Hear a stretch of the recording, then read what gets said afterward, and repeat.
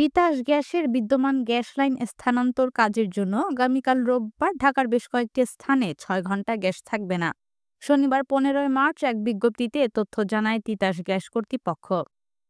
Titas gas কর্তৃপক্ষ জানায়, Dhaka mass transit company লিমিটেডের আওতাধীন এমআরটি লাইন ১-এর ভূগর্ভস্থ স্টেশনের অ্যালাইনমেন্ট হতে তিতাস গ্যাসের বিদ্যমান গ্যাস লাইন স্থানান্তর কাজের জন্য আগামীকাল রোববার সকাল ৮টা থেকে দুপুর ২টা পর্যন্ত মোট ৬ ঘন্টা ঢাকা মহানগরীর কামারপাড়া ব্রিজ সংলগ্ন এলাকা হতে বলাকা ভবন পর্যন্ত সব শ্রেণীর গ্রাহকের গ্যাস সরবরাহ বন্ধ থাকবে।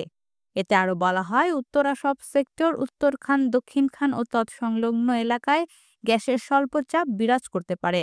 গ্রাহকদের সাময়িক অসুবিধার জন্য তিতাস গ্যাস কর্তৃপক্ষ আন্তরিকভাবে দুঃখিত বলে বিজ্ঞপ্তিতে উল্লেখ করা হয়।